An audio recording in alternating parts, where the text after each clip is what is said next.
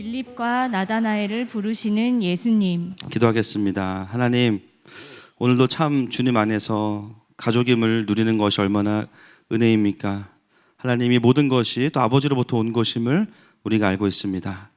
특별히 이 시간에는 각자를 향한 주님의 마음을 가르쳐 주시고 또 새로운 시즌에 맞추어서 우리를 부르시는 주님의 그 영광스러운 부르심 앞에 반응할 수 있도록 각자에게 말씀하여 주시옵소서. 예수님의 이름으로 기도합니다. 아멘. 이제 요한복음 강의 16번째 시간입니다. 세례 요한으로부터 시작된 그 예수님에 대한 고백과 진리의 선포가 이제는 제자들에게 경험되어지면서 우리에게 들려지고 있죠. 지난주에는 안드레와 또 무명이지만 누가 봐도 알 수 있는 사도 요한, 그리고 그를 통해서 안드레를 통해서 베드로가 또 예수님께 오게 됩니다. 그리고 오늘은 빌립과 나다나엘이 이제 예수님께 오는 장면을 함께 좀 보게 됩니다. 다른 복음서는요, 예수님이 제자들을 부르시는 액션에 되게 집중하는데요, 요한복음은 그 예수님을께서 부르셔서 만나지게 되는 과정에 되게 초점을 두고 있습니다. 그래서 오늘은 이제 그 빌립과 나다나엘을 함께 볼 텐데 43절부터 44절까지가 이제 빌립에 대한 소개입니다. 여러분, 빌립에 대한 소개를 보면 예수님을 따라가는 과정이 되게 심플해요. 나를 따르라. 바로 따릅니다. 굉장히 심플합니다. 그래서 어떤 분들은 말씀 보다가 좀 그런 생각 하실 수도 있어요. 아니, 지난주에는 숙소까지 데려가셔가지고 교제하시고선 오늘은 그냥 달랑 한마디로 퉁치시는 건 왜일까? 왜 이렇게 간단하게 빌립은 예수님을 또 불만 없이 따라가게 되었을까? 44절에 그 답이 있습니다. 같이 한번 보겠습니다. 시작. 빌립은 안드레와 베드로와 한 동네 벳세다 사람이라. 여러분, 요한이 이걸 기록해 놓은 것은 이유가 있겠죠. 빌립은 안드레, 베드로와 같은 동네 사람이라는 겁니다. 그것은 단순히 거주지가 뭐 근처다 이 얘기가 아니겠죠. 여러분, 오늘도 새가족분들 오셨지만 저에게 오시는 새가족분들의 많은 분들이 어떻게 오시는지 알고 계세요? 동네 사람입니다. 놀이터 학부모 공동체, 엄마 공동체 막 이런 거예요. 동네 사람. 이번에 오신 분도 같은 학교에 아이들을 보내시다가 학부모로 만나지게 되셨는데 코로나 기간 동안에 함께 창세기 강해를 다 듣고 오셨어요. 이미 이산가족이셨더라고요, 보니까. 이것이 동네 공동체의 강력함이고 로컬 처치의 강력함이죠. 빌립은 안드레, 베드로 형제와 동네 공동체였고요.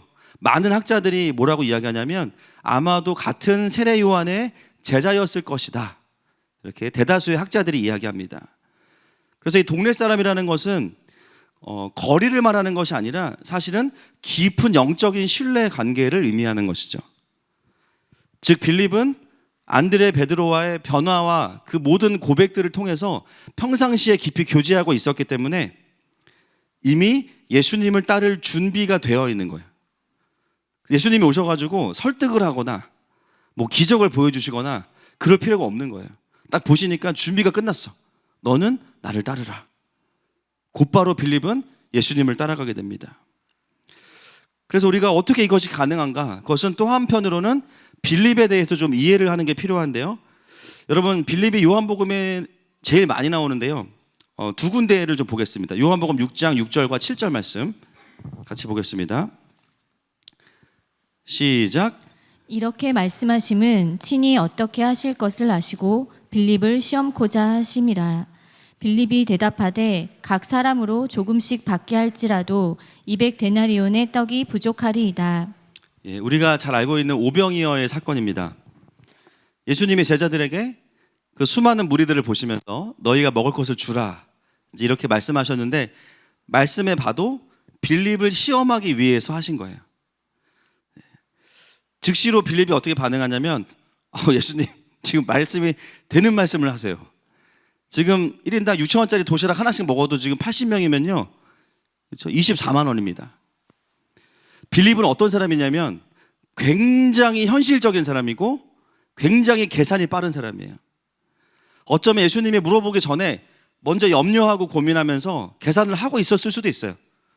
그러면 예수님 물어보시니까 바로 200데나리온이 있어도 이 사람들을 못 먹입니다. 이렇게 말을 하죠. 자, 한 군데 더 보겠습니다. 요한복음 14장 8절과 9절. 제 소리가 조금 둔탁한 것 같아요. 8절과 9절 말씀 같이 읽겠습니다. 시작. 빌립이 가로되 주여 아버지를 우리에게 보여 주옵소서. 그리하면 족하겠나이다. 예수께서 가라사대 빌립아 내가 이렇게 오래 너희와 함께 있으되 내가 나를 알지 못하느냐. 나를 본 자는 아버지를 보았거늘 어찌하여 아버지를 보이라 하느냐. 네, 요한복음 14장에서 주님이 이제 하늘로 좀 올라가셔야겠다, 처소를 예비하러 가셔야겠다라고 말씀하셨을 때 빌립이 뭐라 그러냐면 아버지를 보여달라고 합니다. 여기서도 알 수 있는 것은 뭐냐면 빌립은 여러 가지 캐릭터가 있겠지만 본인 안에 매우 현실적이고 계산이 빠르고 뭔가 보여야만 확신할 수 있는 성향의 사람들이에요. 여러분, 이게 나쁘다 틀리다를 말씀드리는 게 아니라 우리가 이런 유형이라는 거예요, 빌립이. 그래서 예수님을 메시아로 만나는 과정에서도 이런 것들이 오히려 긍정적으로 작용하죠. 물론 우리가 조금 전에 읽었던 요한복음 6장과 이 14장은 그런 빌립의 성향을 훈련하시는 부분이 강해요. 그렇죠? 빌립아, 네가 계산한 게 틀린 건 아니지만 내가 지금 너에게 원한 건 그게 아니야. 너의 계산이, 너의 판단이 틀릴 수도 있어. 나의 계산을 믿는 것이 더 정확한 것일 수도 있다. 이런 훈련하는데 쓰시기도 하세요. 그래서 여러분 보면 제자들도 부류가 두 개예요. 마르다와 마리아가 있습니다. 자, 나는 마리아, 손 들어보세요. 다 마리아, 그러세요? 자, 나는 마르다. 예, 다른 분들은 모르겠습니다. 보면요, 꿈만 꾸는 사람들 있어요. 꿈만 꾸는 사람들. 막 하나님 나라를 벌써 꿈으로는 막 세계 평화 통일 다 됐어, 막 복음 통일 다 됐고요, 막 그죠? 막 세계 복음화 다 됐고. 또 반대로 어떤 분들은 그런 걸 하려고 하면은 프로세스가 되게 중요하니까 뭘 해야 될지에 대해서 막 머리가 너무 아픈 거예요. 그래서 꿈만 꾸는 사람들은 하나님 어떻게 훈련하시냐면 몸을 움직이는 훈련을 시키십니다. 꿈만 꾼다고 되는 게 아니라 꿈을 받았으면 이제 너가 순종해. 그래서 순종하는 훈련을 해야 돼요. 저 같은 경우는 저도 이제 이 전자에 속하는 사람이니까 하나님이 저를 어떻게 훈련하고 계시는 걸 보면 모든 게 갖춰져 있는 곳에는 항상 투입을 안 하세요. 항상 개척을 해야 되거나 망했거나 마이너스에서 끌어올려야 되거나 다 이런 데만 보내셔가지고 하나부터 열까지 다 해야 돼. 근데 지금 돌아보면 감사한 게 뭐냐면 그 시간을 통해서 이게 꿈만 꾼다고 되는 게 아니라 동역자가 있어야 되는구나. 그리고 뭔가 일이 되어질 때 하나님이 하고 계시지만 거기에 수많은 함께하는 사람들이 보이지 않는 곳에 있구나. 이거를 이제 알게 하셨어요. 반대로 현실적인 분들은 어떤 훈련을 하시냐면요, 자기의 계산과 판단이 있을 수 있는데 때로는 내려놓고 하나님의 계획을 믿는 훈련을 하게 하세요. 그래서 하나님의 꿈을 가져올 수 있도록 하늘을 보게 하는 훈련을 하세요. 둘 다 필요합니다. 빌립은 후자에 속하는 사람이에요. 근데 오늘은 그 빌립의 성향이 예수님을 만나는데 도움이 될까요? 도움이 안 됐을까요? 도움이 된 거예요, 오늘은. 놀랍게도 그는 예수님을 따라가면서 예수님이 오셔서 설득이나 기적을 행하실 필요가 없어요. 이미 준비가 됐어요. 무엇을 통해 준비가 됐는가? 실제로 예수님을 만났던 제자들을 보면서 확인을 한 거죠. 빌립은 예수님 자체를 만나는 것도 의미가 있지만 사실은 예수님을 만나서 변화된 자기가 알고 있는 사람들의 실제의 변화를 보면서 예수님을 따라갈 준비가 끝난 겁니다. 그래서 빌립과 같은 사람들은 어떠냐면 실제가 확인이 되잖아요. 더 이상의 고민하지 않습니다. 바로 반응하고 순종하는 사람들이에요. 빌립을 통해서 예수님은 사실 우리 중에도 빌립과 같은 마음을 가진 분들에게도 동일하게 말씀하시는 거죠. 이것이 복음의 실제구나라고 깨달았을 때 즉각적으로 따를 수 있는 모습들을 우리에게 기대하시는 겁니다. 그래서 빌립의 모습을 보면 되게 멋있어요. 고민하지 않고 바로 따라갑니다. 자, 그 다음에 45절 보겠습니다. 그 다음 나오는 제자, 시작. 빌립이 나다나엘을 찾아 이르되 모세가 율법 기록하였고 여러 선지자가 기록한 그 일을 우리가 만났으니 요셉의 아들 나사렛 예수니라. 여러분 빌립 보세요. 자기가 옳다고 믿는 부분은 주변에 있는 사람들을 다 데려갑니다. 이런 스타일이에요. 자기도 지금 따라 나서면서 나다나엘을 또 끌고 가요. 바로. 그러면서 자연스럽게 네 번째로 등장하는 제자가 나다나엘입니다. 아마 나다나엘은 낯선 분들이 많이 계실 거예요. 그렇죠? 요한복음에만 나옵니다. 거의.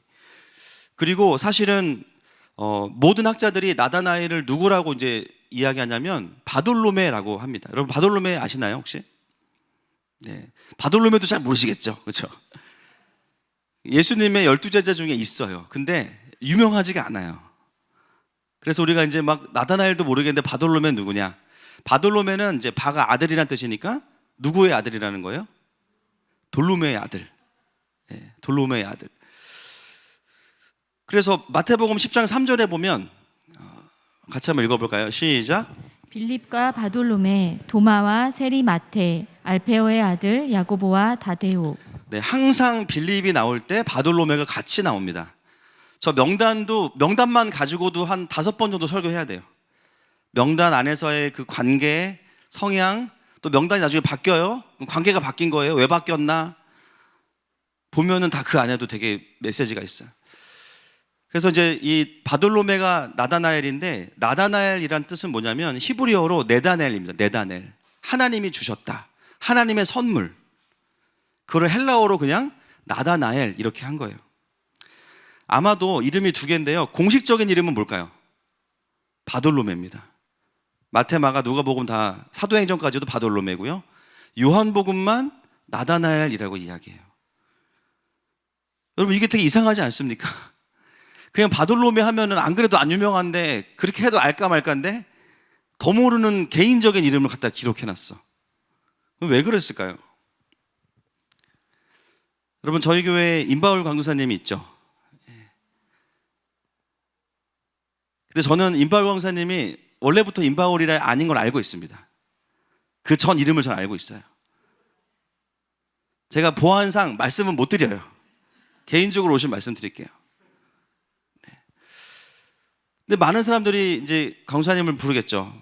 이제 목사님 되시면 바울 목사님, 저는 가서 임땡땡이니까 땡땡아 할 수 있어요. 저는 굳이 사도 요한이 바돌로메라고 해야 더 사람들이 조금 더 편하게 알 텐데 왜 나다나엘이라고 했을까? 여러 가지 이유가 있겠지만 사도 요한은 뭘 또 이야기하고 싶은 거예요? 친하다는 거예요. 그러니까 성경을 이렇게 사적으로 기록하면 안 됩니다, 여러분. 이게 이런 요소가 상당히 많아요, 사도 요한은. 그러니까 너네는 다 바돌로메라고 불러. 나는 그런 정도 관계가 아니야. 나는 좀 특별해. 나다나엘아 이렇게 부르는 거죠. 그러면서 굳이 자신과 나다나엘의 또 친밀함을 이야기하면서 내 미치다 이걸 또 한번 강조하는 겁니다. 그 빌립이 나다나엘을 예수님께 가면서 나다나엘을 데려가요. 그럼 소개합니다, 예수님을. 자, 45절 말씀 보겠습니다. 시작. 빌립이 나다나엘을 찾아 이르되 모세가 율법에 기록하였고 여러 선지자가 기록한 그 일을 우리가 만났으니 요셉의 아들 나사렛 예수니라. 그럼 여기서 예수님에 대한 가장 중요한 핵심은 모세가 율법에 기록한 바로 그분이다. 여러 선지자가 기록한 그분이다. 이게 핵심이에요. 근데 그 이야기를 듣고 나서 나다나엘은 어디에 꽂혔습니까? 46절 말씀 보겠습니다. 시작. 나다나엘이 이르되 나사렛에서 무슨 선한 것이 날 수 있느냐. 빌립이 이르되 와서 보라 하니라. 어디에 꽂혔어요? 나사렛. 진짜 핵심이 있는데 맨 마지막에 그냥 대충 얘기한 나사렛에 꽂혀가지고 뭐? 나사렛이라고? 거기서 어떻게 예수님이 나올 수 있어? 후진 동네에서.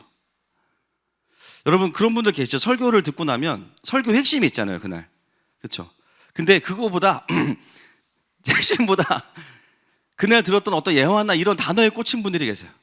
아마 오늘 설교 끝나고도 어떤 분들이 계실 것 같아요? 임바울 원래 이름이 뭐냐? 뭐야? 원래 이름이 뭐야?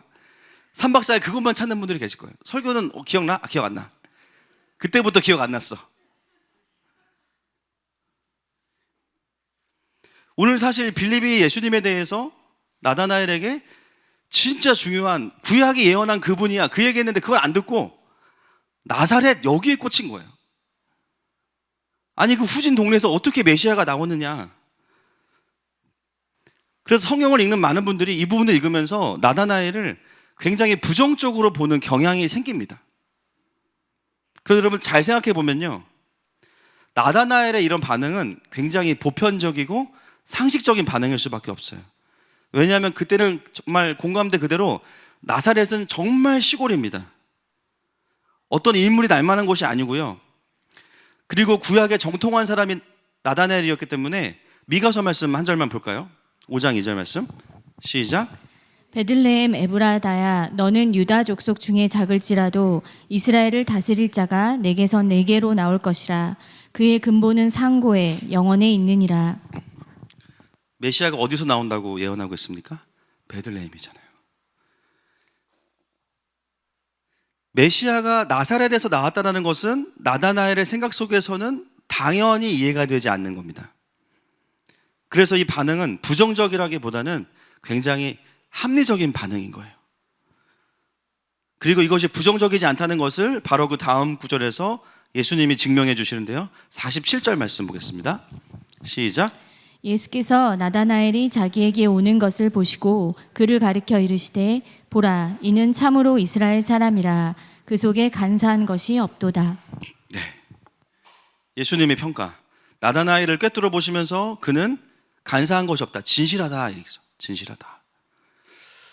여러분, 사람들의 평가보다 예수님의 평가가 더 정확합니다. 맞습니까? 그 말은 뭐냐면 나다나엘이 나사렛에 대한 의문과 질문을 던진 것은 하나님을 부정하기 위한 것이 아니에요. 메시아를 안 믿겠다는 게 아닙니다. 정직한 질문이라는 거예요. 그 사람 안에서는. 만약에 그가 부정적이었다면, 반대를 위한 질문이었다면 절대로 빌립을 따라가지 않았을 거예요. 근데 나다나엘은 빌립과 함께 예수님께 갑니다. 그렇다면 그 나다나엘을 보시면서 말씀하시는 예수님의 그 속에 간사한 것이 없도다. 이것은 어떤 뜻이겠습니까? 나다나엘아, 너는 정말 그게 궁금했구나. 너는 나를 더 제대로 알고 싶었구나. 너는 네 안에서 그 궁금함이 해결이 안 됐던 거구나. 그걸 알아주신 거죠. 여러분, 우리가 때로 신앙생활을 오래 했어도요, 여러 가지 신앙적인 고민과 질문들이 있죠. 어떨 때는 그 질문을 내가 보기에도 그 질문 자체가 굉장히 믿음이 없어 보이는 질문들이 있어요. 또 누군가에게 이야기하면 사람들이 나에게 친절하게 가르쳐 주기보다는 아니, 그것도 모르냐. 때로는 아니, 목사님 이렇게 믿음이 없으세요. 믿음이 없는 것으로. 아니, 너 그것도 몰랐어? 타박에 돌아올 때가 있어요. 어떨 때는 내가 가진 질문이 굉장히 비본질인 것처럼 보이기도 해요. 그 중요한 구약에 예언한 메시아가 아니라 나사렛에 꽂혀가지고 그거 가지고 막 씨름을 해. 또 교회를 처음 다니시거나 신앙생활한 지 얼마 안 되신 분들은 정말 하나님을 알고 싶어서 하는 질문들이 있습니다. 사람들은 때로 그런 나의 모습을 단편적으로 보고 판단하고 오해할 수 있죠. 근데 하나님은 절대로 오해하지 않으시는 거예요. 네가 얼마나 그게 궁금했으면 그거를 마음에 가지고 있었냐. 근데 그 질문과 의문이 나를 부정하기 위한 것이 아니라는 것을 내가 알고 있어. 너는 진짜 나를 알고 싶어 하는 사람이야. 그분이 바로 우리 예수님이십니다. 여러분, 그렇다면 예수님의 몸이라고 말하는 교회는 어떻게 해야 될까요? 그 예수님을 닮아야겠죠. 교회 와서 어떠한 영적인 고민이든 수준과 상관없이 나눌 수 있는 곳이 교회여야 합니다. 어떤 질문이든지 간에 질문을 들어주고 예수님께로 데려가는 곳이 바로 교회인 거예요. 빌립과 같이. 그리고 그 질문들을 가지고 판단받고 정죄받는 게 아니라 말씀 앞으로 올 수 있도록 도와주는 곳이 교회여야 합니다. 여러분, 이미 하늘마음교회가 그런 교회인 줄 믿습니다. 그러나 더욱더 우리가 다른 지체들을 향해서 그렇게 함께 갈 수 있는 교회가 되기를 축복합니다. 하나님 나다나엘을 보시면서 예수님이요, 진실하다라고 하시고 나서 한마디를 더 하셨어요. 근데 그 한마디를 듣고 나다나엘이 완전히 무너집니다. 랍비에서 하나님의 아들이십니다로 바뀌어요. 자, 먼저 나다나엘의 고백을 먼저 보겠습니다. 49절 말씀 시작. 나다나엘이 대답하되 랍비여 당신은 하나님의 아들이시오 당신은 이스라엘의 임금이로소이다. 한 문장 안에서 호칭이 바뀌어요. 랍비어 해놓고 하나님의 아들이시오. 그렇죠? 그러니까 사도 요한은 이런 걸 좋아해요. 과정 속에서 어떻게 바뀌었나, 이런 아주 극적인 하나님의 일하심. 랍비어로 시작해놓고 하나님의 아들이십니다, 이스라엘의 임금이십니다. 예수님 뭐라고 하셨길래 이렇게 바뀌었나? 여러분, 맥락으로 본다면 성경적으로 왜 예수님이신지를 증명하시거나 갑자기 기적을 일으키시거나 왜 나사렛인지를 설명해 주셔야 되거든요. 근데 예수님은 다른 얘기를 하세요. 48절 보겠습니다. 48절 시작. 나다나엘이 이르되 어떻게 나를 아시나이까? 예수께서 대답하여 이르시되 빌립이 너를 부르기 전에 내가 무화과 나무 아래에 있을 때에 보았노라. 빌립이 부르기 전에 너가 무화과 나무 아래에 있을 때 보았다. 너무나 생뚱맞고 너무나 동문서답, 그러나 정확한 진리. 유대인들에게 있어서 무화과 나무 아래는 기도하는 곳입니다. 우리로 따지면요, 개인 골방이에요. 개인이 큐티하는 시간, 개인이 하나님 앞에 나아가서 마음을 드리는 시간이 무화과 나무 아래에 있는 시간이에요. 유대인들은 그 무화과 나무 아래에서 홀로 하나님 앞에 나아가서 묵상하고 기도합니다. 나다나엘도 유대인이기 때문에 무화과 나무 아래에서 자주 기도하고 자기의 고민들을 하나님께 말씀드렸겠죠. 주님 언제 오실 거예요? 나 주님의 일하심을 너무 보고 싶은데 이렇게 구약에 잔뜩 이야기해놓고 왜 안 오십니까? 또 개인의 삶의 여러 갈망과 고민들을 주님께 고백했던 곳이 무화과 나무 아래입니다. 그리고 예수님이 나다나엘에게 말씀하시는 거예요. 너 빌립이 불러서 온 게 아니야. 네가 무화과 나무 아래에서 나를 찾을 때 그때 내가 너를 봤다.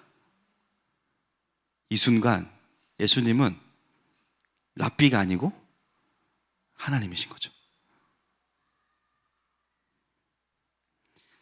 예수님이 나다나엘의 갈망과 기도를 들으시고 빌립을 보내신 거죠. 나다나엘은 궁금한 게 풀려서 믿은 게 아니에요. 훨씬 더 높은 차원에서 그런 나의 존재까지도 알고 계시는 분이 바로 그분이시구나. 그 나의 깊은 신앙의 고민과 때로는 신앙의 좌절과 해결되지 않는 문제들, 반은 기도 반은 푸념, 그렇게 드렸던 그 기도를 알고 계신다고 말씀하시는 예수님이 하나님이신 거예요. 그 순간 나다나엘에게 느껴졌던 것은 뭐냐면, 와, 하나님이 날 보고 계셨구나. 주님이 날 아시는구나. 나를 판단치 않으시는구나. 내 마음 깊은 곳에 하나님의 나라를 보고자 하는 열망에 주님이 응답하셨구나. 그 순간 빌립에 의해서 온 것이 아니라 주님이 나를 이곳으로 부르셨다는 것이 그에게는 전율이었을 겁니다.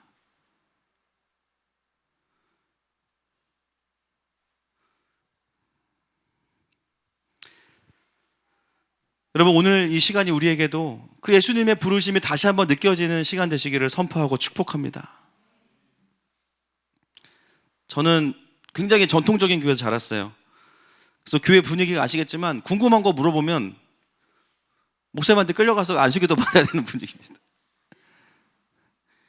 근데 신앙생활은 참 희한한 게 뭐냐면 아무도 안 가르쳐줘요. 그리고 다 하고 있어. 물어보기가 너무 힘들어요. 한국말이 아닌데 저건 뭘까? 그죠? 저희들 말씀드리면 삐빠빠룰라, 그죠? 삐빠빠룰라, 예스콜레디, 이거 막 하는 거예요. 뭐지? 1시간 동안 어른들이 막 떠들고 기도하시고서 하나님이 말씀하셨대. 내가 봤을 때 본인이 말씀하셨는데 언제 하나님의 음성을 들은 걸까? 그리고 뭐가 보인대요. 자꾸 보면 눈을 감고 계시거든요. 이게 뭘까? 말씀이 들어온대. 그럼 매지가이처럼 떠오르나? 뭐 궁금한 게 너무 많아요. 뭐 공룡이 있었냐 없었냐, 뭐 이순신 천국 갔냐 지옥 갔냐, 궁금한 게 너무 많은데 저는 신앙을 부정하고 싶은 게 아니었어요. 그냥 궁금했어요. 근데 말을 하면은 큰일 날 것 같은 분위기. 그리고 물어봐도 믿음이 없는 것 같이 느껴지고, 아유 너 그것도 몰랐니? 뭔가 이런 분위기. 그랬던 저의 신앙에서도 결국은 무화과 나무 아래의 시간이 있었던 거죠. 하나님 만나고 싶어요. 좀 알고 싶어요. 고민으로만 담아둔 것이 아니라 그거를 주님께 질문과 기도로 올려드렸어요. 근데 놀라운 것은 그 기도가 되면서부터 바로는 아니었죠. 하나님이 하나님의 사람들과 단체를 통해서 저를 그분께로 끌어당겨 주셨어요. 무화과 나무 아래에 있던 갈망이 빌립을 오게 하고 예수님께서 빌립을 통해서 그를 다시 예수님께로 데려갑니다.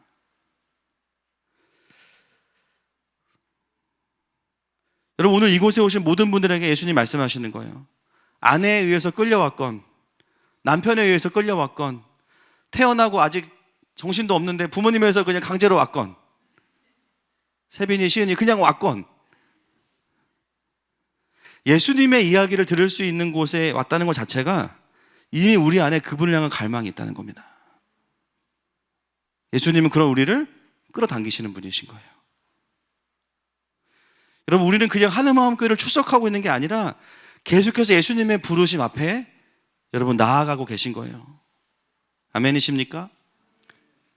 오늘 지난 2년의 코로나 시즌을 돌아보면서 이곳으로 인도하신 주님 앞에 새로운 감사와 경배가 넘치기를 선포하고 축복합니다. 예수님 그렇게 4명의 제자들을 부르시고 나서 거기서 끝난 게 아니라 50절 말씀 보겠습니다. 50절 말씀 시작. 예수께서 대답하여 이르시되 내가 너를 무화과 나무 아래에서 보았다 함으로 믿느냐? 이보다 더 큰 일을 보리라. 지금도 감사해서 심장이 터질 것 같은데 이거 읽으면 터져버립니다. 이제 너 그거 가지고 지금 기뻐하니? 이보다 더 큰 일을 볼 거야. 이보다 더 큰 일을 볼 거야. 이보다 더 큰 일을 볼 거야. 그러면서 51절을 말씀하시는 거예요. 같이 보겠습니다. 51절 시작. 또 이르시되 진실로 진실로 너희에게 이르노니 하늘이 열리고 하나님의 사자들이 인자 위에 오르락 내리락 하는 것을 보리라 하시니라. 여러분, 51절에서 누가 생각나야 될까요? 야곱이죠. 2주 전에 설교했던 2주 전에 금요일에 야곱을 만났거든요. 루스에서 지쳐서 광야에 퍼졌습니다. 그렇죠? 돌베개 베고 잤는데 이게 돌베개니까 불편해. 잠이 잘 안 와. 환상을 보여주시는 거예요. 잠도 안 오지 환상이나 봐라. 근데 환상이 뭐였어요? 하늘이 열리고 사다리가 내려와서 천사들이 오르락내리락 하면서 여호와께서 언약을 다시 맺으시는 거예요. 루스를 베델되게 하신 사건. 야곱의 인생에 처음으로 열린 하늘을 본 거예요. 그냥 자기가 다 막 축복도 막 뺏어야 되고 인생을 막 경영해야 됐는데 어느 순간부터 내가 더 이상 못하겠어요. 부르심 있는 거 알겠지만 못 가겠어요. 그때 누워있는데 주님이 하늘을 열어가지고 말씀하시는, 내가 너의 하나님이야. 아브라함의 하나님, 이삭의 하나님, 내가 이제는 너의 하나님이 될 거야. 완전히 재단을 새롭게 하시면서 야곱을 일으키셔서 그 사명의 길을 가게 하셨습니다.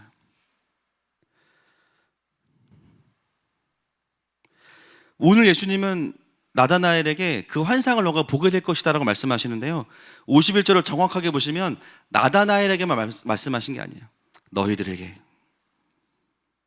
4명의 제자들을 부르셔서 이제는 너희 모두가 함께 더 큰 영광을 보게 될 것이다. 여러분, 나다나엘이 어디 사람이냐면 요한복음 21장 2절 말씀 보겠습니다. 시작. 시몬 베드로와 디두모라 하는 도마와 갈릴리 가나 사람 나다나엘과 세베대의 아들들과 또 다른 제자 둘이 함께 있더니. 어디 사람이죠? 갈릴리 어디예요? 더 구체적으로 가나 사람. 다음 주가 이제 요한복음 2장인데요. 어디의 혼인잔치죠? 갈릴리 가나입니다.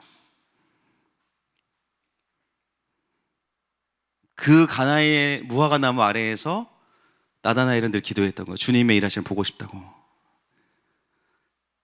근데 주님은 이제는 그 가나에 있던 그 나다나엘을 부르셔서 다시 가나로 가시는 거예요. 그건 다음 주에 할 겁니다.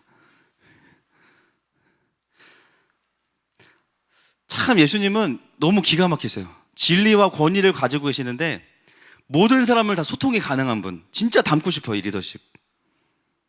나는 내가 갑이고 내가 권위자니까 다 맞춰, 이게 아니라 주님은 각 사람의 삶과 상황에 맞게 케이스 바이 케이스로 동일한 진리를 전달하실 수 있는 분. 이게 진짜 신기한 겁니다. 안드레와 베드로와 요한은, 베드로 나중에 왔지만 깊은 곳으로 데려가셔서 교제하시고, 베드로 오자마자 어떻게 하세요? 딱 보더니 너를 개발하리라. 이게 뭡니까? 베드로는요, 큰 그림을 봐야 돼요. 그냥 자고지가 주님이 나를 반석으로 세우시겠대, 할렐루야, 그래서 따라간 거예요. 그런 거에 움직이는 베드로는 그런 사람인 거예요. 빌립은 현실적인 사람인 거예요. 실제를 봐야지 움직여. 나중에 훈련할 건데 지금은 내가 그걸 사용할게.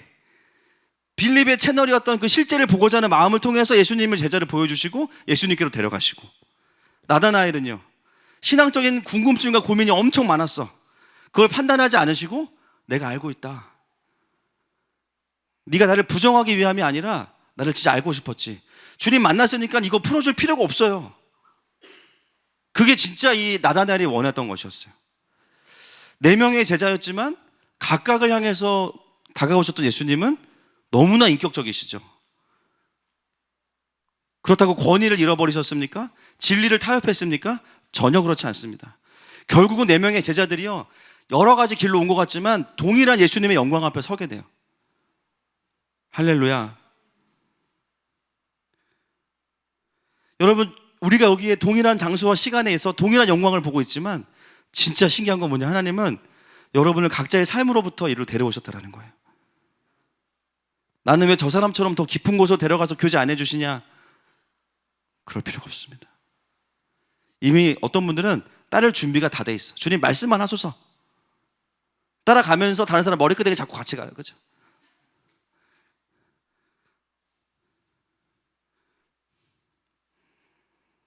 여러분, 오늘 본문 전체에 배경이 되지만 제가 지금 말씀 안 드렸던 가장 중요한 걸 말씀드릴게요. 43절 말씀 보겠습니다. 순서는 좀 안 맞긴 하지만 사실은 43절을 더 정확히 보셔야 돼요. 시작. 이튿날 예수께서 갈릴리로 나가려 하시다가 빌립을 만나 이르시되 나를 따르라 하시니. 예수님께서 어디로 가시는 길이었어요? 갈릴리로 갑니다. 근데 원어에 보면 장소의 이동이 아니라 작정하고 옮기다, 그런 뜻이에요. 즉 예수님은 유대로부터 이제는 사역의 본거지를 갈릴리로 바꾸시는 거예요. 갈릴리 어떤 곳이냐? 유대에 비하면 훨씬 더 가난한 사람들이 많고 소외되고 병든 자들, 귀신 들린 자들이 가득한 곳이 갈릴리입니다. 예수님은 유대에서 이제 딱 준비를 하셔가지고요, 자 이제 진짜 사역하러 가자, 갈릴리로 가시는 거예요. 우리가 이거를 다른 말로 뭐라 그러냐면 시즌이 바뀌었다고 이야기하는 겁니다.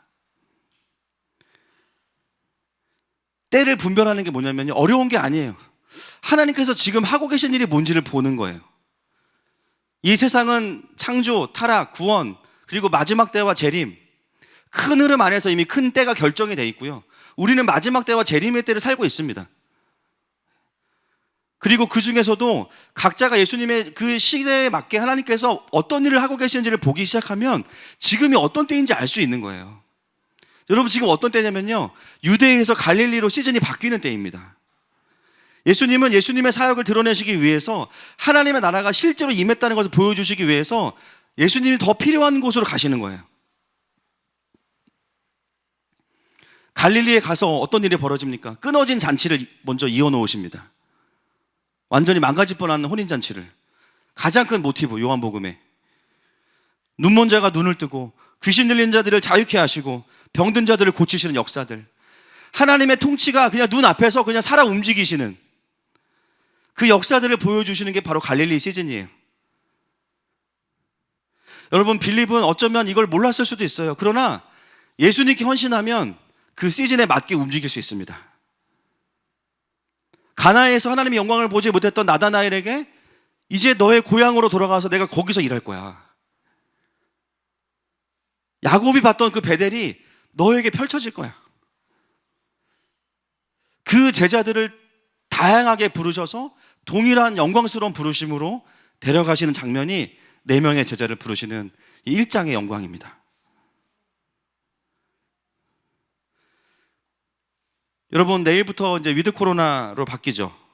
정부의 정책만 바뀌는 게 아니라 사실은 시즌이 바뀌는 거예요.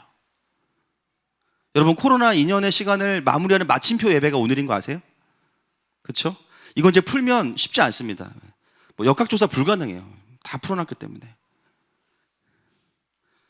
뭐 경제적으로 조금 나아지고 자유로워질 수 있어요. 감사한 일이죠. 그러나 하나님 우리에게 기대하시는 것은 그 수준이 아닙니다. 맞습니까? 갈릴리 시즌이 시작됐다는 거예요. 그 전부터도 복음이 필요한 자들이 많았는데 2년 동안의 시간을 통해서 그들의 갈망이 더 깊어졌어요. 그래서 우리는 예배하면서 왔잖아요, 우리 교회. 한 달 정도 빼고, 그죠? 또 정부에 너무 반하면 안 되니까 하지 말라고 할 때 안 했죠, 또. 그리고 할 수 있는 범위 안에서 최대한 예배하면서 왔습니다. 예배를 3부로 늘렸다가 제가 8부까지 늘리려고 그랬어요. 주님이 저를 긍휼히 여기셨습니다. 코로나도 저만 깔끔하게 걸리고.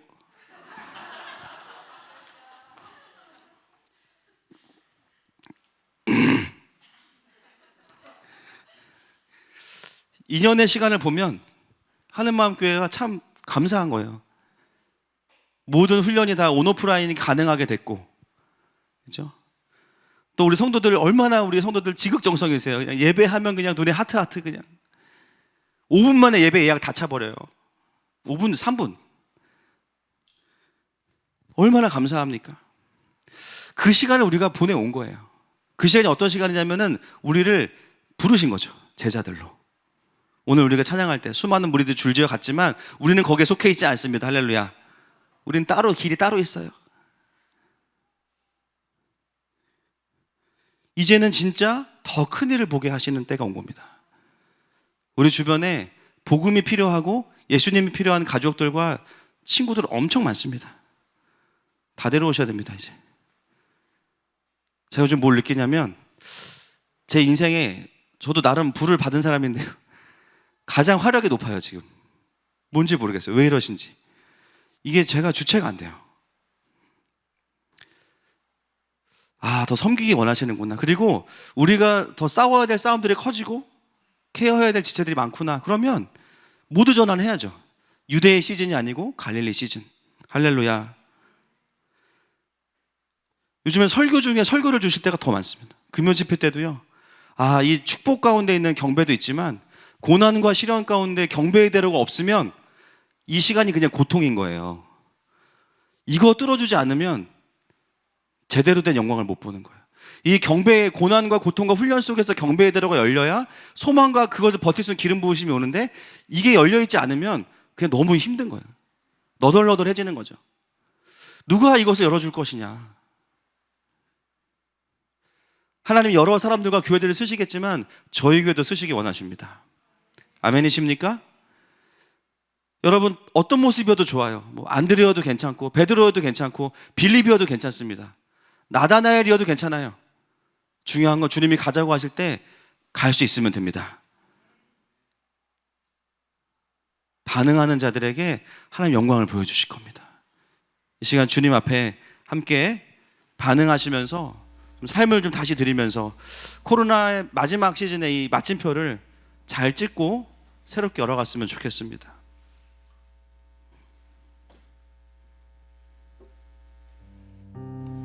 먼저는 지난 2년의 시간들을 주님께 좀 감사했으면 좋겠어요. 우리는 두 가지를 느꼈죠. 개인 예배가 얼마나 중요한지, 또 한 가지는 공동체 예배가 얼마나 중요한지 아주 절실히 느꼈어요.